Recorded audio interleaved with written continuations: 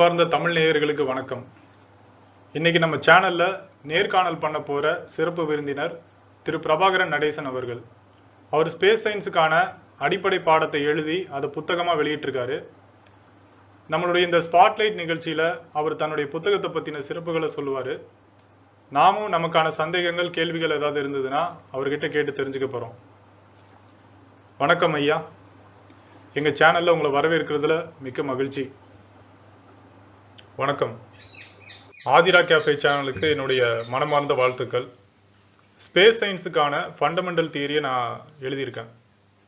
Theory of singularity அப்படின்றத தமிழில் ஒருமையியல் கோட்பாடு அப்படின்ற தலைப்பில் புத்தகம் எழுதி நான் வெளியிட்டிருக்கேன். சொல்லுங்க ஐயா, உங்களுடைய ஒருமையியல் கோட்பாட்டுக்கான விளக்கங்களை கேட்கறதுக்கு நாங்கள் ரொம்ப ஆர்வமாக இருக்கோம். நல்லது. ஆனால் நம்ம ஒருமையியல் கோட்பாட்டுக்கான விளக்கத்துக்கு நேரடியாக போகிறது இல்லை எடுத்தோன்னே அதை பற்றி பேசுறது அப்படின்றது பசிக்காமல் சாப்பிட்ற மாதிரி. முதல்ல தற்கால அறிவியல் பாடத்துல என்ன இருக்கு, அதுல உள்ள குறைகள் என்னென்ன, புதிய கோட்பாட்டுக்கான தேவை என்ன அப்படின்ற மாதிரி கொஞ்சம் தெளிவா பார்க்கணும். இப்போ கடந்த நூற்றாண்டுல வாழ்ந்த விஞ்ஞானியான ஆல்பர்ட் ஐன்ஸ்டீன் அவர்களை அறிவியல் உலகத்துல தெரியாதவங்க யாரும் இருக்க முடியாது. இன்னைக்கு வரைக்கும் வான்வெளி அறிவியலுக்கான ஒரு கண்ணோட்டம் அப்படின்னு சொன்னா அது அவருடைய தியரி ஆஃப் ரிலேட்டிவிட்டின்னு சொல்லப்படுற சார்பியல் கோட்பாடு தான். அப்போ உங்க ஒருமையியல் கோட்பாடு அப்படின்றது இந்த சார்பியல் கோட்பாட்டுடைய ஒரு தொடர்ச்சியா அல்லது சார்பியல் அடிப்படையிலேயே ஒரு நீட்டிக்கப்பட்ட பாடமா நம்ம அதை புரிஞ்சுக்கலாமா? இல்ல, இது அந்த மாதிரி வகுக்கப்பட்ட பாடம் கிடையாது. அப்போ ஒருமையியல் கோட்பாடு அப்படின்றது எப்படி துவங்குது? அதாவது நீங்க ஏதாவது ஒரு விஷயத்த சொல்லி தானே அதை ஆரம்பிச்சிருக்கணும். அது என்ன விஷயம்? நிச்சயமா இப்போ ஐன்ஸ்டீன் அவர்கள் லைட்டை பத்தி எக்ஸ்பெரிமெண்ட் பண்ணும்போது பெறப்பட்ட length contraction and time dilation, அதாவது நீளம் சுருங்குதல் மற்றும் நேரம் விரிவடைதல் அப்படின்ற அப்சர்வேஷன்ஸ் வெறும் அப்சர்வேஷன் அப்படின்ற அளவுல மட்டும் அது தியரி ஆஃப் ரிலேட்டிவிட்டிக்கும் தியரி ஆஃப் சிங்குலாரிட்டிக்கும் ஒரு பொதுவான புள்ளியா இருக்கு. அதுல இருந்து ஒரு அடி எடுத்து வைக்கிறதா இருந்தாலும், அதாவது அந்த அப்சர்வேஷனுக்கு என்ன அர்த்தம், அது எதை குறிக்குது, இல்ல அதை எப்படி அப்ளை பண்ணணும் அப்படின்னு வரும்போது தியரி ஆஃப் ரிலேட்டிவிட்டியை பேஸ் பண்ணி சொல்லப்பட்ட இன்டர்பிரேஷன்ஸ் அப்படின்றது வேற, தியரி ஆஃப் சிங்குலாரிட்டியை பேஸ் பண்ணி நான் சொல்லியிருக்கிற நியூ இன்டர்பிரேஷன்ஸ் அப்படின்றது வேற. ஐயா, இந்த ரெண்டு கோட்பாடுகளும் ஒன்னோட ஒன்று குறுக்கிடுமா? அதாவது யார் சொல்றது சரி யார் சொல்றது தப்பு அப்படின்ற மாதிரி விவாதம் ஏற்படுமா? இல்ல, அது ரெண்டும் வேற வேறையா பிரியும் போதே அந்த ரெண்டு தியரிக்கான கண்ணோட்டங்கள் அப்படின்றது அந்த பொதுவான புள்ளியை விட்டு எதிர் திசையில விட்டு விலகி போகும். அப்ப அது கிளாஷ் ஆகிறதுக்கு வாய்ப்பு கிடையாது. அதுவும் ஒரு விதத்தில் நல்லதுதான். என்னன்னா, நம்ம உட்கார்ந்து வாக்குவாதம் பண்ணிட்டு இருக்கணும் அப்படின்ற அவசியம் கிடையாது. இப்ப நான் சொல்ற விஷயத்த நீங்க கவனமா கேட்டு உங்களுக்குள்ளேயே அதை சிந்திச்சு அதுல இருக்கிற உண்மை என்ன அப்படின்றத உங்களால நிதானமா ஜீரணிக்க முடியும். நல்லதுங்க ஐயா. இப்போ ஒருமையியல் கோட்பாடு அப்படின்ற சப்ஜெக்ட் ஒரு ஆப்ஷனலா, அதாவது நம்மளுக்கு வேணும் அப்படின்னா படிக்கலாம், வேணாம் அப்படின்னா விட்டுறலாமா? இப்போ கடந்த காலத்துல ஜெனரல் தியரி ஆஃப் ரிலேட்டிவிட்டின்னு சொல்லப்படுற பொது சார்பியல் கோட்பாடு அப்படின்றது எப்போ பெரிய அளவிலான பொருள்களுக்கும் அதனுடைய இயக்கங்களுக்கும் அடிப்படையா இருந்துட்டு பிற்காலத்துல அணுவியல் வளர்ச்சி அடையும் போது புரோட்டான், நியூட்ரான், எலக்ட்ரான் மாதிரியான அடிப்படை துகள்களுடைய செயல்பாட்டை விளக்க தவறிடுச்சோ அப்பவே அது ஒரு முழுமையான பாடம் இல்லை அப்படின்ற மாதிரி விஞ்ஞானிகளும் இயற்பியலாளர்களும் பேச ஆரம்பிச்சிட்டாங்க. அப்பவே புதிய கோட்பாட்டுக்கான தேவை அப்படின்றது உருவாயிடுச்சு.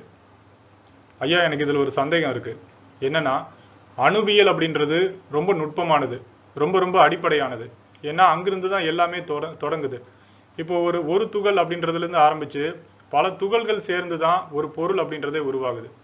அப்போ ஒரு துகளுடைய செயல்பாடு அப்படின்றதுல இருந்து தொடங்கி அணுவியல் பாடத்தை நம்ம விரிவுபடுத்துறது மூலமாவே நம்ம பெரிய பொருள்களுக்கான அடிப்படையையும் விதிகளையும் நம்மளால வகுக்க முடியும். அப்படின்றப்போ உங்க புதிய கோட்பாட்டுக்கான தேவை என்ன? இன்னும் சொல்ல போனா சார்பியல் கோட்பாடு அப்படின்றதே நம்மளுக்கு தேவைப்படாதே. நல்ல கேள்விதான் கேட்டிருக்கீங்க. பிரச்சனையும் அங்கதான் இருக்கு. என்ன அப்படின்னா, அணுவியல் அப்படின்றது அணுக்களுக்கான ஒரு தனி உலகமா இருக்கு.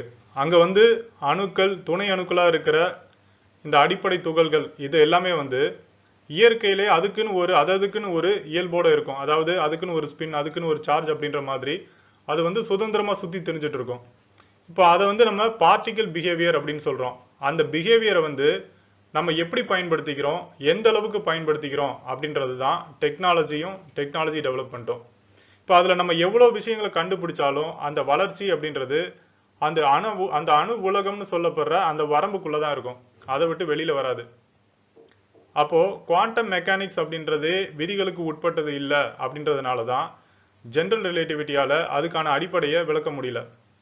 மற்றபடி இந்த ஜெனரல் ரிலேட்டிவிட்டின்னு சொல்லப்படுற பொது சார்பியல் அப்படின்றது பெரிய பொருள்களுக்கான துல்லியமான அடிப்படையா இருக்கு. அப்ப அதை நம்மளால தவிர்க்கவும் முடியாது, நிராகரிக்கவும் முடியாது. நீங்க சொல்றதுல இருந்து எனக்கு ஒரு விஷயம் நல்லா புரியுதுங்க ஐயா. என்னன்னா, நம்மளுக்கு ஜெனரல் ரிலேட்டிவிட்டியும் வேணும், குவாண்டம் மெக்கானிக்ஸும் வேணும். ஆனா அது ரெண்டுக்கும் இடையில ஏதோ ஒரு இணைப்பு இல்லாத மாதிரி எனக்கு தோணுது. சரியா தான் சொல்லியிருக்கீங்க. என்னன்னா, ஜெனரல் ரிலேட்டிவிட்டியும் குவாண்டம் மெக்கானிக்ஸும் இயற்பியலுடைய இரண்டு பெரிய பாடப்பிரிவுகளா, ரெண்டும் வேற வேற அடிப்படையா தான் இன்னைக்கு வரைக்கும் பின்பற்றப்படுது. அது ஒண்ணுக்கு ஒண்ணு முரணாவும் இருக்கு. அப்ப வெளிப்படையாவே அந்த ரெண்டையும் ஒரே கட்டத்துல இணைக்கிற அல்லது பொருத்துற அந்த ஒற்றை அடிப்படை என்ன அப்படின்ற கேள்வியை விஞ்ஞானிகள் முன்வைக்கிறாங்க. அந்த தேவையை நல்லா உணர்ந்துதான் கடந்த 4 வருடங்களா அதுக்கான கடினமான உழைப்பை நான் போட்டு அதனுடைய பலனை பார்க்கறது தான் இந்த ஒருமையியல் கோட்பாடு அப்படின்ற புத்தகம். அப்படி பார்க்கும்போது நீங்க பெரிய விஷயத்த பண்ணியிருக்கீங்க. ஆனாலும் இது அந்த அளவுக்கு வரவேற்பை பெறாம இருக்கு. என்ன காரணம்னு நினைக்கிறீங்க? இப்போ ஆரம்ப காலத்துல இதுக்கான தேவை அப்படின்றது உச்சத்துல இருந்தது. அதுக்கப்புறம் அதுக்கான ஆர்வமும் முயற்சியும் படிப்படியா குறைஞ்சிக்கிட்டே வந்தது. ஏன் அப்படின்னா, அடுத்தடுத்த ஜென்ரேஷன்ல படிச்சு வர்றவங்க டெக்னாலஜியில ஃபோக்கஸ் பண்ண ஆரம்பிச்சிட்டாங்க. ப்ராக்டிக்கல் அப்ளிகேஷன் ஓரியன்டா தான் அவங்க டைம் ஸ்பெண்ட் பண்றாங்க. அப்படி இருக்கும்போது மாடர்ன் சயின்ஸ்ல கிளாசிக்கல் தியரி வேணும். அந்த தியரி ஜெனரல் ரிலேட்டிவிட்டியை குவாண்டம் மெக்கானிக்ஸையும் இணைக்கிறதா இருக்கணும், ஒற்றை அடிப்படையா இருக்கணும் அப்படின்ற மாதிரி நினைக்கிறவங்க யாரும் கிடையாது. இன்னும் சொல்ல போனா 2Kல பிறந்தவங்களுக்கு நான் இப்ப சொல்ற இந்த விஷயம் இப்படி ஒண்ணு இருக்கா அப்படின்ற மாதிரி கூட கேட்கலாம். நீங்க சொல்லும் போதுதான் எனக்கு ஒரு விஷயம் புரியுது. என்னன்னா, இது 2026 இந்த ஜெனரேஷன்ல இருக்கவங்களுக்கு நீங்க சொல்ற மாதிரி இந்த தியரியில பெரிய ஆர்வம் இருக்கிறதா தெரியல. அப்படி இருக்கும்போது நீங்க பண்ணிருக்க இந்த விஷயத்தை அடுத்தடுத்த கட்டங்களுக்கு எப்படி எடுத்துட்டு போவீங்க? அதுல ஒரு சிரமம் இருக்கிற மாதிரி எனக்கு தோணுது. அதுக்காக உங்ககிட்ட ஏதாவது ஒரு பிளான் இருக்கா? இல்ல, இதுக்காக எந்த பிளானிங்கும் கிடையாது. இப்போ அந்த காலத்துல இருந்து இதுக்கான தேவையை உணர்ந்து அதை ஃபாலோ பண்ணிட்டு வர இயற்பியலாளர்கள் இன்னைக்கும் தங்களுடைய வாழ்நாள்ல இதுக்கான தீர்வை யாராவது தரமாட்டாங்களா அப்படின்ற மாதிரி அதை எதிர்பார்த்து காத்துட்டு இருக்காங்க. அவங்களுக்கு தியரி ஆஃப் சிங்குலாரிட்டி அப்படின்றது ஒரு ஆத்ம திருப்தியை தர ஒரு நாலேஜா இருக்கும்.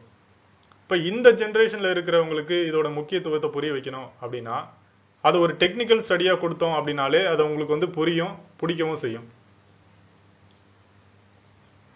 இப்போ காலகாலமா விஞ்ஞானிகள் ஒரு விஷயத்த கண்டுபிடிக்கிறாங்க அப்படின்னா அது ஏற்கனவே இயற்கையில இருக்கு, அந்த விஷயத்தை வெளிப்படுத்தி காட்டுறாங்க. அதைத்தான் நம்ம டிஸ்கவரி அப்படின்னு சொல்றோம். அப்போ இயற்பியல் விதிகள் அப்படின்றதே இயற்கையின் விதிகளா இருக்கு. அந்த விதியை நம்ம கண்டுபிடிச்சு அந்த விதிக்கு ஒரு பெயர் வச்சு அதுக்கு ஒரு டெஃபினிஷன் கொடுத்து அதை பாடமா அமைக்கிறது தான் நம்ம கிளாசிக்கல் தியரி அப்படின்னு சொல்றோம். அந்த வழியில வந்ததுதான் நியூட்டனுடைய ஈர்ப்பியல் விதி. அவரை தொடர்ந்து ஐன்ஸ்டீனுடைய லா ஆஃப் கிராவிடேஷன், அவருடைய சார்பியல் கோட்பாடு, இதெல்லாம் அது எல்லாமே ஒரு பாயிண்ட்ல நிக்குது. அது என்ன அப்படின்னா அதைத்தான் நம்ம ஜெனரல் பிசிக்ஸ் அப்படின்னு சொல்றோம். அந்த ஜெனரல் பிசிக்ஸ்ல இருந்து குவாண்டம் பிசிக்ஸ் அப்படின்ற பாடத்துக்கு நம்ம தாவி இருக்கோம். உதாரணத்துக்கு கல்வித்துறையில இப்ப 10th பாஸ் பண்ணிட்டு தான் +1 போகணும் அப்படின்ற ஒரு கண்டிப்பான நியமம் இருக்கு. அதுவே இயற்கையில அந்த மாதிரி எதுவும் இல்லாம நம்ம குவாண்டம் பிசிக்ஸ் ஃப்ரீயா ஆக்சஸ் பண்ணிட்டோம். இதுவே இயற்கை அப்படின்றது கண்டிப்பா இருந்து, அதாவது நீங்க ஜெனரல் பிசிக்ஸ்ல இருந்து குவாண்டம் பிசிக்ஸ் போகணும் அப்படின்னா அதுக்கான பாதையை கண்டறிஞ்சு அந்த படிநிலைகள் வழியா தான் நீங்க போகணும் அப்படின்ற மாதிரி இருந்தது அப்படின்னா நான் செஞ்சிருக்கிற இந்த வேலைக்கு நல்ல வரவேற்பு கிடைச்சிருக்கும், அதுக்கான மதிப்பும் எனக்கு கிடைச்சிருக்கும். இப்போ அது ஒரு பெரிய பிரச்சனை இல்லை. நம்மளுக்கு காலம் அப்படின்றது வழி நடத்தும். இப்போ நான் என்ன சொல்ல வருதுன்னா, இப்போ இயற்கையுடைய விதிகளுக்கான ஒரு இயற்பியல் அதை நம்ம ஜெனரல் பிசிக்ஸ் அப்படின்னு சொல்றோம். இயற்கையின் இயல்புகளை கொண்ட ஒரு இயற்பியல் அதை குவாண்டம் பிசிக்ஸ்ன்னு சொல்றோம். நீங்க சொன்னீங்க துகள்கள் பல சேர்ந்துதான் ஒரு பொருளா உருவாகுது அப்படின்னீங்க. அப்போ துகள் அப்படின்னு சொல்லப்படுற அந்த நுண்ணிய பொருளுடைய இயல்பு அப்படின்றது எந்த பாயிண்ட்ல ஒரு பெரிய பொருளுக்கான விதியா உருவெடுக்குது அப்படின்ற அந்த இடைப்பட்ட இணைப்பு அப்படின்றது அங்க காணும். கண்டறியப்படலை. இதை வந்து விஞ்ஞான கருவிகளை கொண்டு கண்டறிய முடியும் அப்படின்னா எப்போவோ அதை கண்டுபிடிச்சிருப்பாங்க. ஆனால் அந்த இடத்துல மைண்ட் அப்ளை பண்ணணும். எப்படின்னு கேட்டிங்கன்னா, அந்த இணைப்பு இல்லை அப்படின்ற இடத்த வந்து காலியாக விடணும். அது வந்து ரெண்டு ஃபண்டமெண்டலுக்கு இடையில இருக்கிற ஒரு ஐசோலேஷன் கேப் அப்படின்ற மாதிரி அதை நம்ம கற்பனை பண்ணணும். அந்த இடைவெளியில என்ன மாதிரியான பொருளை நிரப்பணும், அதை எப்படி நிரப்பணும் அப்படின்றதுல தான் அந்த கனெக்டிவிட்டியே இருக்கு. அந்த இணைப்பை வெளிப்படுத்தி காட்டுறது தான் இந்த ஒருமையியல் கோட்பாடு அப்படின்ற பாடம். ஐயா, நீங்க வந்து இதை சயின்ஸ் சம்பந்தமா ஒரு விஷயத்த பண்ணியிருக்கீங்க. இதுக்காக நீங்க வந்து பள்ளி கல்லூரிகளை வந்து அணுகியிருக்கீங்களா இது வரைக்கும்? இப்போ வந்து என்னை பத்தின சில விஷயங்களை நான் சொல்லணும். என்ன அப்படின்னா, நான் வந்து இயற்பியல் துறையில வேலை செய்யல. ஒரு பிசிக்ஸ் ப்ரொஃபஸராவோ இல்லை பிசிக்ஸ்ல வந்து நான் பிஹெச்டி பண்ற ஸ்டூடெண்டாவோ இல்லை. அப்படி இருக்கும்போது தகுதி அடிப்படையில் இந்த மாதிரி விஷயத்தை அணுகிறதுல வந்து சில சிக்கல்கள் இருக்கு. இப்போ நான் பண்ற தொழில் அப்படின்றதும் கல்வி சார்ந்தது கிடையாது. நான் வந்து ஸ்பேஸ் டைமை பத்தி ஆராய்ச்சி பண்றேன் அப்படின்றதுக்கு அதுக்குன்னு ஸ்பேஸும் டைமும் நான் ஒதுக்கி தான் அதை நான் பண்றேன். இந்த புக்கை எழுதுறதுக்கே வந்து நான் ரொம்ப கஷ்டப்பட்டு தான் எழுதினேன். அது வந்து இந்த கடந்த 4 வருடங்கள் அப்படின்றது ரொம்ப கடுமையான காலகட்டமாக இருந்தது. இப்போ நான் வெளிநாட்டில் வேலை செய்கிறேன். எனக்கு வந்து வருஷத்தில் ஒரு 30 நாள் ஒரு வெக்கேஷன் கிடைக்கும். அது வந்து சரியாக டயத்துக்கு எடுக்க முடியாது. எப்படியும் ஒரு 1.5 வருஷம் ஆகிடும். அப்படி நான் ஊருக்கு வரும்போது அந்த 30 நாளும் குடும்பத்தோட நேரத்தை செலவிடாமல் இது சம்மந்தமாக தான் நான் அலைகிறேன். அப்படியும் நான் வந்து சில காலேஜஸ்க்கெலாம் போயிருக்கேன். அங்கே வந்து நான் கெஸ்ட் லெக்சர் கேட்டிருக்கேன். அவங்க வந்து என்ன சொல்கிறாங்கன்னா, ஷெட்யூல் கொடுக்குறேன் அப்படின்னு சொல்கிறாங்க, பிஸியாக இருக்கும்னு சொல்கிறாங்க, அப்புறம் பார்க்கலான்னு சொல்கிறாங்க. ஆனால் அதுக்கப்புறம் வந்து ரெஸ்பான்ஸ் அப்படின்றது எதுவும் இருக்காது. எனக்கும் வந்து அதை ஃபாலோ பண்ணுறதுக்கு வந்து டைம் இருக்காது. வெக்கேஷன் முடிஞ்சிடும். அதில் ஒரு சிலர் சொன்ன விஷயம் என்னன்னு கேட்டிங்கன்னா, உங்களை வந்து ஸ்டூடெண்ட்ஸ் கிட்ட கொண்டு போய் விடுறோம், நீங்கள் சொல்கிற தியரி அப்படின்றது கான்ஸ்பிரசியாக இருந்தது அப்படின்னா மேல் இடத்துல எங்களால் பதில் சொல்ல முடியாது, பிரச்சனை ஆகிடும் அப்படின்னு சொல்கிறாங்க. ஐயா, அவங்க சொல்கிறதுலேயும் ஒரு நியாயம் இருக்குது. என்னென்னா, நம்ம வந்து ஒரு தனியார் நிறுவனத்திலேயோ இல்லை ஒரு நிர்வாகத்திலேயோ வேலை செய்கிறோம் அப்படின்னா அங்கே ஒரு விதிமுறைகள் இருக்கும். அதை வந்து அதுக்கு நம்ம கட்டுப்பட்டு இருந்தால் மட்டும்தான் அங்கே நம்ம தொடர்ந்து வேலையில் நீடிக்க முடியும். நம்ம நோக்கத்துக்கு அங்கே எதுவுமே செய்ய முடியாது. அதை தான் அவங்க சொல்லியிருப்பாங்க. ஐயா, நீங்கள் அப்படி சொன்னீங்கன்னா அதுக்கு பேர் கட்டுப்பட்டு இருக்கிறதா இல்லை அடிமைப்பட்டு கிடக்கிறதா? ஏன்னா கல்விக்கான ஒரு விஷயத்தை விவாதிக்கிறதுக்கு கல்வி கற்கிற இடத்துல தானே அதை பண்ண முடியும். அங்கேயே இடமும் இல்லை நேரமும் இல்லை அப்படின்னா வேற எங்கே போகிறது? இது வந்து கொஞ்சம் தர்ம சங்கடமான விஷயமா இருக்கு. நீங்களும் ஒரு இடத்துல வேலை செய்கிறீங்க, ஆனாலும் உங்களை மாதிரி என்னால் வெளிப்படையாக பேச முடியல. இது விஷயமா நீங்கள் வந்து பெரியவங்க கிட்ட பேசுறதை விட அவங்க கான்ஸ்பிரசி அப்படின்னு ஒரு வார்த்தையை சொல்லியிருக்காங்க. இந்த தியரி வந்து அப்படி இல்லை அப்படின்றத வேணா நீங்கள் பள்ளி கல்லூரி மாணவர்களுக்கு நேரடியாக நம்ம நிகழ்ச்சி மூலமாக நீங்கள் சொல்லலாம். அதுவும் சரிதான். நம்ம வந்து ஸ்கூலில் காலேஜில் படிக்கிற வரைக்கும் இந்த வெளி உலகத்தில் வந்து என்ன நடக்குது அப்படின்னே தெரியாது. நம்மளை அப்படி தான் வச்சுருப்பாங்க. இப்போ நான் அவங்களுக்குன்னு நான் இப்போ என்ன சொல்கிறது? இப்போது தியரி ஆஃப் ரிலேட்டிவிட்டி அப்படின்றதுக்கு உண்மையாகவே எதிரானவங்க யார் அப்படின்னு கேட்டிங்கன்னா அதை ஆதரிக்கிறவங்க தான். எப்படின்னா, அதை ஆதரிக்கிற விதம். இப்போது 100 வருஷத்துக்கு முன்னாடி ஐன்ஸ்டீன் வந்து இந்த விஷயத்த சொன்னாரு, அது வந்து இப்போ நடக்குது அப்படின்னு சொல்றாங்க அப்படின்னா நம்ம என்ன நினைப்போம்? ஐன்ஸ்டீனை பத்தி இவங்கெல்லாம் பெருமையா பேசுறாங்க அப்படின்னு நினைப்போம். உண்மை அது கிடையாது. சார்பியல் கோட்பாட்டை பத்தி நல்ல விதமா பேசணும்னு எடுத்தாங்க அப்படின்னா அதை புகழ்ந்து தள்ளுவாங்க. அதுதான் குவாண்டம் மெக்கானிக்ஸை வந்து விளக்க தவறிடுச்சு அப்படின்னு நம்ம சொன்னோம் அப்படின்னா அந்த கோட்பாட்டையே ஒரு குறையா சொல்லி ஒதுக்கி வச்சிருவாங்க. இது வந்து 2 விதமான நிலைப்பாடு. இதுக்கு இடைப்பட்டு தியரி ஆஃப் ரிலேட்டிவிட்டியை வந்து எண்ட் டு எண்ட் அனலைஸ் பண்ணவங்க, அதாவது டெக்னிக்கலாக அனலைஸ் பண்ணவங்க இந்த 120 வருஷத்துல யாருமே கிடையாது. அப்சர்வர் வந்து லைட்டோட ஸ்பீடுக்கு போனால் அவரோட கண்ணுக்கு வந்து இந்த யூனிவர்ஸ் எப்படி தெரியும்? டைம் டைலேஷனை பேஸ் பண்ணி நம்ம எப்படி ஃபியூச்சருக்கு போகிறது, எப்படி பாஸ்ட்டுக்கு போகிறது, அதை பேஸ் பண்ணி எப்படி படம் எடுக்கிறது அப்படின்ற விஷயம்லாம் வெரிஃபை பண்ணவே முடியாத ப்ரொஜெக்ஷன்ஸ். வெறும் சயின்ஸ் ஃபிக்ஷன் மட்டும்தான். இன்னும் 200 வருஷம் ஆனாலும் தியரி ஆஃப் ரிலேட்டிவிட்டியை வந்து ஒரு நிலுவையிலே வச்சிருப்பாங்க. எதுக்குன்னா அது ஒரு ஆதாயம் தர்ற ஒரு கண்டென்ட், அவ்வளவுதான். இதுவே ஒருமையியல் கோட்பாடை வந்து நம்ம கல்வியா நிறுவும் போது தியரி ஆஃப் ரிலேட்டிவிட்டி அப்படின்ற கண்ணோட்டத்துல எந்த ஒரு குறையும் கிடையாது. அதனுடைய குறைபாடு அப்படின்றதே அதனுடைய வரம்பு தான். அதாவது இதிலிருந்து இது வரைக்கும் தான் அது எட்டும் அப்படின்ற மாதிரி அதை நம்மளால முழுமையா பார்க்க முடியும். அதோட length contraction and time dilation அப்படின்ற அப்சர்வேஷன் வந்து நான் கண்டுபிடிச்சது கிடையாது. ஐன்ஸ்டீன் அவர்கள் கண்டுபிடிச்சது. அந்த பாயிண்ட்ல இருந்து தான் நான் இவ்வளவு பெரிய தியரி எழுதியிருக்கேன். அப்படின்றப்போ தியரி ஆஃப் ரிலேட்டிவிட்டி அப்படின்றது ஒரு படிநிலை பாடமா அங்கீகரிக்கப்படும். அப்படித்தான் ஐன்ஸ்டீன் அவர்களுடைய மரியாதை அப்படின்றது நிறைவு பெறும். ஐயா, நீங்க வந்து இந்த இன்டர்நேஷனல் சயின்ஸ் கான்ஃபரன்ஸ் அந்த மாதிரி நீங்க வந்து அந்த ஜூம் மீட்டிங், ஜூம் இன்டர்வியூ அந்த மாதிரி எல்லாம் இருக்குல்ல, அதுலலாம் நீங்க வந்து ஏதாவது முயற்சி பண்ணியிருக்கீங்களா? இப்போ வந்து சயின்ஸ் கான்ஃபரன்ஸ்லலாம் ஏன் பேசலன்னு நீங்க இது கேட்குறீங்க. சயின்ஸ் கான்ஃபரன்ஸ்ல பேசுறதுக்கு வந்து இந்த தியரி ரொம்ப பெருசு. அதுக்காக என்னால இப்ப வந்து என்கிட்ட நீங்க இந்த உலகத்திலே தலை சிறந்த ஒரு 50 விஞ்ஞானிகள் அல்லது 50 இயற்பியலாளர்களை வந்து ஒரு கிளாஸ் ரூம்ல உட்கார வச்சு தியரிட்டிக்கல் பிசிக்ஸ்ல இதை ப்ரொபோசலா கொடுத்து அவங்களுக்கு ஒரு லெக்சர் எடுக்க முடியுமான்னு கேட்டீங்கன்னா என்னால முடியும். 5 மணி நேரம் தொடர்ந்து லெக்சர் எடுக்கணும்னாலும் என்னால முடியும். எனக்கு வந்து பழக்கம் இல்லை, இருந்தாலும் என்னால செய்ய முடியும். அந்த செஷன்ல இந்த கோட்பாட்டை வந்து முழுமையா நான் விளக்கம் சொல்லி அவங்க எல்லா விதமான கேள்விகளும் கேட்டு அதுக்கான விடையும் நான் சொல்லிட்டேன் அப்படின்னா அந்த செஷனோட முடிவிலேயே இது வந்து அடிப்படை பாடம் தான் அப்படின்ற ஒப்புதலை அவங்களால கொடுக்க முடியும். அப்படி இல்லாம சொல்றதெல்லாம் கேட்டுட்டு நீங்க ஒவ்வொருத்தரும் இந்த மாதிரி தான் சொல்றாங்க அவங்க அப்படின்ற மாதிரி அது வந்து ஒரு அபிப்பிராயமா பார்க்கக்கூடாது. கையோட ஃபைனலைஸ் பண்ணணும். இப்போ நீங்க சொல்றீங்க சயின்ஸ் கான்ஃபரன்ஸ்ல ஏன் பேசல அப்படின்னு சொல்றீங்க அப்படின்னா நான் என்ன கேட்பேன் அப்படின்னா, இந்த உலகத்துல ஃபண்டமெண்டல் தியரியை எத்தனை பேர் எழுதிடுவாங்க? ஒரு 15-20 பேர் எழுதுறாங்கன்னு வைப்போம். அவங்கள வந்து கூப்பிட்டு அவங்க என்ன பண்ணியிருக்காங்கன்றத பரிசீலனை பண்றதுக்கு எவ்வளவு நேரம் ஆகும்? அரசியல், வியாபாரம், வர்த்தகம் தனியார் மயப்படுத்தப்பட்ட இந்த உலகத்துல இதை கல்வியா நிறுவுறதுக்கு யாருமே முன் வர மாட்டாங்க. அந்த மாதிரி பொறுப்புல யாருமே இல்லை அப்படின்றதுதான் உண்மை. ஐயா, உண்மையிலேயே நீங்க கேட்கிற கேள்விகளுக்கு என்கிட்ட பதில் இல்லைங்க ஐயா. நான் வந்து இந்த நிகழ்ச்சிக்கான அடுத்தடுத்த கேள்விகளை நான் கேட்கலான் இருக்கேன். இப்போ விஞ்ஞானிகள் வந்து ஃபைனல் தியரி அப்படின்ற ஒரு விஷயத்த சொல்றாங்க. அதை பத்தின உங்களுடைய கருத்து என்ன? விஞ்ஞானிகள் தேடுற அந்த ஃபைனல் தியரிக்கான ஸ்டஃப் தான் இந்த புக்கு, இந்த தியரி ஆஃப் சிங்குலாரிட்டி அப்படின்றது. இதுல black holes, gravitation, particle physics, dimensions எல்லாமே இருக்கு. இப்ப நம்ம இவ்வளவு நேரம் பேசிட்டு இருந்தது ஜெனரல் ரிலேட்டிவிட்டிக்கும் குவாண்டம் மெக்கானிக்ஸுக்குமான அந்த இணைப்பை பத்தி மட்டும்தான். இப்போ குவாண்டம் பிசிக்ஸ் அப்படின்றது, அதாவது ஒரு துகள் அப்படின்றதே வந்து ஒரு புள்ளியிலிருந்து தான் ஆரம்பிக்கணும். அந்த புள்ளியிலிருந்து ஆரம்பிச்சு குவாண்டம் பிசிக்ஸ், அந்த குவாண்டம் பிசிக்ஸ்ல இருந்து ரிலேட்டிவிட்டி வரைக்குமான அந்த இணைப்பு. ரிலேட்டிவிட்டி அப்படின்றது பெரிய பொருள்களை பத்தினது அப்படின்றப்போ பிரபஞ்சத்துல பெரிய பொருள்கள் என்ன? அது நட்சத்திரம்னு சொல்லுவோம்.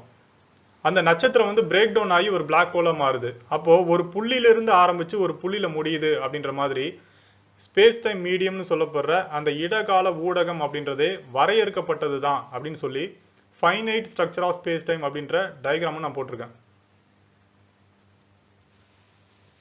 அடுத்தது நீங்க சொல்றீங்க அது final theory, theory of everything அப்படின்னு சொல்ற அந்த தலைப்புகள் எல்லாமே கொஞ்சம் மிகையானது. இப்போ ரிலேட்டிவிட்டி அப்படின்றது ஒரு இருமை கண்ணோட்டம், டியூவல் பெர்ஸ்பெக்டிவ். அதை வந்து சிங்குலர் பெர்ஸ்பெக்டிவ் அப்படின்ற பாயிண்ட்ல இருந்து பார்க்கும்போது அந்த டியூவாலிட்டி அப்படின்றது மறைஞ்சிரும்.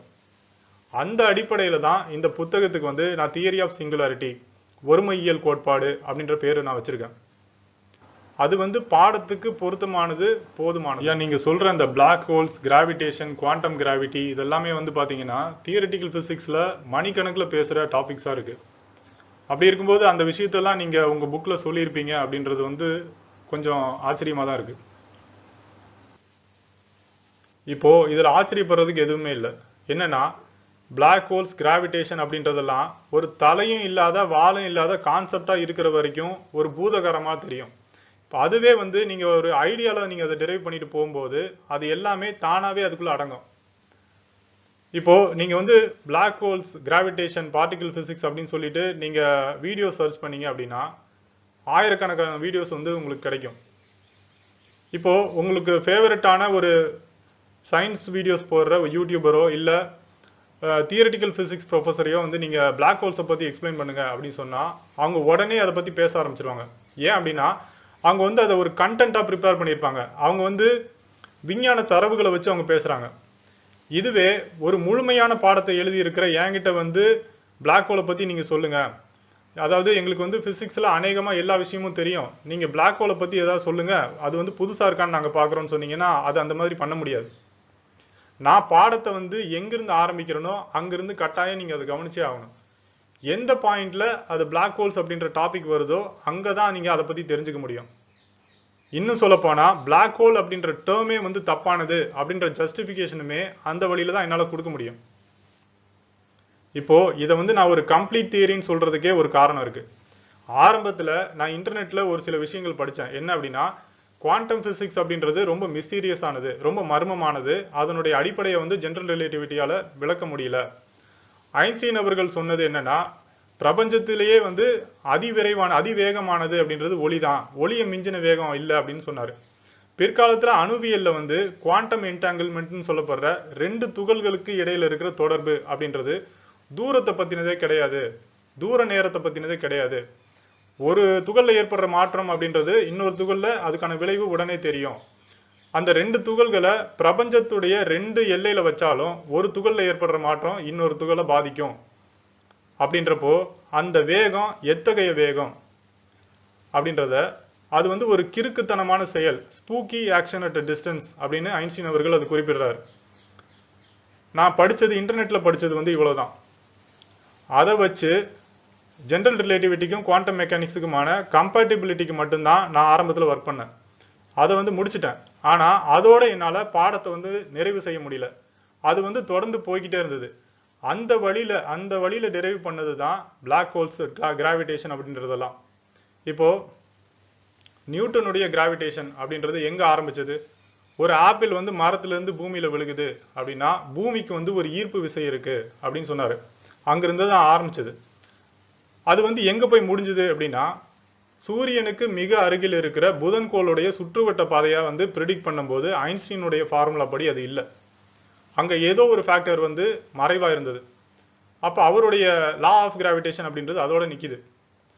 அவரை தொடர்ந்து பிற்காலத்துல ஐன்ஸ்டீன் வரும்போது என்ன சொல்றாரு அப்படின்னா, இந்த வான்வெளி அப்படின்றது ஒரு திறந்த வெளியா, அதாவது ஃப்ரீ ஸ்பேஸா இல்லாம ஒரு லிமிட் இருக்கு. அது வந்து ஒரு விரிப்பு மாதிரி, அதாவது ஸ்பேஸ் டைம் வந்து ஃபேப்ரிக் மாதிரி இருக்கு. அதுல கனமான பொருள்கள் அமரும் போது அது வளைவை ஏற்படுத்துது அப்படின்னு சொன்னாரு. அந்த வளைவை வந்து நம்ம கருத்துல கொண்டோம் அப்படின்னா இதுக்கான ப்ராப்ளமை சால்வ் பண்ண முடியும்னு சொன்னாரு. அங்க வந்து கணக்குல அதை இன்க்ளூட் பண்ணி துல்லியத்தை நிறுவுறாரு. அவருடைய கிராவிடேஷன் வந்து எங்க முடியுது அப்படின்னு கேட்டீங்கன்னா, அவர் சொன்ன அந்த கனமான பொருளுடைய நிறை ஆற்றல் அப்படின்றதையும், அந்த கனமான பொருள் ஏற்படுத்தின அந்த வளைவு ஜாமெட்ரி ஆஃப் ஸ்பேஸ் டைம் அப்படின்றதையும் ஈக்குவேஷன்ல அதாவது ரெண்டையும் சமன்படுத்தி ஃபீல்டு ஈக்குவேஷனா கொடுக்குறாரு. அதோட அவருடைய கிராவிடேஷன் அப்படின்றது முடிஞ்சிருச்சு. பிற்காலத்துல அணுவியல்ல வந்து இந்த கிராவிடேஷன் அப்படின்றது குவாண்டம் அளவுல எப்படி இருக்கும், அதாவது அணு அளவுல கிராவிடேஷன் எப்படி இருக்கும் அப்படின்ற கேள்விக்கு இன்னைக்கு வரைக்கும் பதில் கிடையாது. ஒருமையியல் கோட்பாடுல ஐன்ஸ்டீன் அவர்கள் விட்டு சென்ற அந்த ஸ்பேஸ் டைம் ஃபேப்ரிக்ல இருந்து ஃபர்தரா அனலைஸ் பண்ணி குவாண்டம் கிராவிட்டி வரைக்கும் வந்து, குவாண்டம் கிராவிட்டியில இருந்தும் சிங்குலாரிட்டி அப்படின்ற பாயிண்ட் வரைக்கும் கிராவிடேஷனுக்கான ரூட் அப்படின்றத நான் ட்ராக் பண்ணியிருக்கேன். அப்போ கம்ப்ளீட் தியரி அப்படின்றது நான் எங்க ஆரம்பிச்சனோ அங்கேயே கொண்டு வந்து அது விட்டுருச்சு. அதை வச்சுதான் நான் சொல்றேன். மற்றபடி இந்த புக்கை ஹைலைட் பண்றதுக்காகவோ இல்ல ஒரு பெருமைக்காகவோ நான் சொல்ல கிடையாது. ஐயா, நீங்க வந்து இதை ஒரு கம்ப்ளீட் தியரின்னு சொல்றதுனால நான் இந்த கேள்வியும் கேட்கலாம்னு நினைக்கிறேன். என்னன்னா, இப்போ விஞ்ஞானிகள் கிட்ட வந்து ஃபைனல் தியரியில இருக்கிற ஒரு சிறப்பு அம்சம் என்ன அப்படின்னு கேட்டா அவங்க சொல்றது அது ஒரு கடவுள் சமன்பாடா இருக்கலாம். அதாவது E=mc² மாதிரி ஒரே ஒரு இன்ச் அளவுள்ள ஒரு காட்ஸ் ஈக்குவேஷனா இருக்கலாம் அப்படின்னு அவங்க சொல்றாங்க. இப்போ உங்ககிட்ட ஃபைனல் தியரிக்கான ஒரு சிறப்பு அம்சம் என்னவா இருக்கும்னு கேட்டா நீங்க உங்களோட பதில் என்னவா இருக்கும்? விஞ்ஞானிகள் கிட்ட கேட்டீங்க அப்படின்னா ஃபைனல் தியரிக்கான ஒரு விஷயம் என்னன்னா, அது வந்து ஒரு கடவுள் சமன்பாடா இருக்கலாம் அப்படின்னு சொல்றாங்கன்னு சொன்னீங்க. அவங்க வந்து அது ஒரு யூகமா தான் சொல்றாங்க. ஏன்னா இது வரைக்கும் அதை யாரும் பண்ணல. என்கிட்ட வந்து ஃபைனல் தியரிக்கான அம்சம் என்ன அப்படின்னு கேட்டீங்கன்னா என்னால உறுதியா சொல்ல முடியும். Final theory is the sequence of explanations. அதாவது வரிசையான விளக்கங்கள். அந்த விளக்கத்தை வந்து நீங்க மாத்துனீங்க அப்படின்னாலும் உங்களால ப்ராப்ளம் சால்வ் பண்ண முடியாது. அந்த சீக்வன்ஸ்ல வந்து ஒரு எக்ஸ்பிளனேஷன் அப்படின்றது மிஸ் ஆயிடுச்சு அப்படின்னாலும் உங்களால ப்ராப்ளம் சால்வ் பண்ண முடியாது. மூணாவது முக்கியமான விஷயம் என்னன்னு கேட்டீங்கன்னா, ஒரு எக்ஸ்பிளனேஷனை விட அதுக்கு அடுத்த எக்ஸ்பிளனேஷன் அப்படின்றது அதை விட ஆழத்துல இருக்கும். நம்ம சிங்குலர் பெர்ஸ்பெக்டிவ்ல ஆழத்துக்கு போக போக அந்த எக்ஸ்பிளனேஷனுடைய கட்டிங் எட்ஜ் அப்படின்றது ஒடுங்கிக்கிட்டே வரும். அப்படித்தான் நம்ம அந்த சிங்குலாரிட்டி அப்படின்ற ஒன்றுமில்லை அப்படின்ற புள்ளியை நம்ம அடைகிறோம். அப்போ ஆழத்துல ஒரு எக்ஸ்பிளனேஷன் பார்க்கும்போது அதுக்கு முன்னாடி பார்த்த எக்ஸ்பிளனேஷன் அப்படின்றது மறைஞ்சிரும். இதுதான் ஃபைனல் தியரிக்கான ஒரு முக்கிய அம்சம் அப்படின்னு நான் சொல்லுவேன். ஐயா, நீங்க சொன்ன விஷயம் வந்து நல்லா புரிஞ்சது. இருந்தாலும் இதுக்கு ஒரு உதாரணம் சொன்னீங்க அப்படின்னா நல்லா இருக்கும். இல்ல, இதுக்கு வந்து வேற எந்த ஒரு உதாரணமும் எனக்கு தெரியல. முதலும் கடைசியுமா ஒரே உதாரணமா நான் சொல்றது வந்து நான் எழுதி இருக்கிற இந்த ஒருமையியல் கோட்பாடு அப்படின்றது தான். எப்படின்னா, இந்த புத்தகத்துக்கு வந்து 300 பக்கங்கள் இருக்கு. அதுல வந்து ஐடியாவை வந்து நான் ஒரே ஸ்ட்ரெச்சில் தான் எழுதியிருப்பேன். அதை வந்து படிக்கிறவங்களுக்கு வந்து படிச்சுட்டு போகிறதுக்கு தனக்கு தானே புரிஞ்சுக்கிறதுக்கு வந்து ரொம்ப சுலபமா இருக்கும். அந்த விஷயத்தை படிச்சுட்டு புக்கை படிச்சுட்டு அதை இன்னொருத்தருக்கு சொல்லணும் அப்படின்னு அவங்க முயற்சி பண்ணாங்க அப்படின்னா அதை எங்க ஆரம்பிக்கிறது அப்படின்னே தெரியாது. இப்போ அப்படியே வந்து அவங்க படிச்சதை வச்சு ஏதாவது ஒரு விஷயத்த சொல்லி ஆரம்பிக்கிறாங்க அப்படின்னா அது வந்து ஒரு பாயிண்ட்ல போய் நின்றுடும். இதுக்கப்புறம் இந்த விஷயத்த சொல்லணும் அப்படின்னா இதுக்கு முன்னாடி ஏற்கனவே இன்னொரு விஷயத்த சொல்லியிருக்கணும் அப்படின்ற மாதிரியான சிக்கல் ஏற்படும்.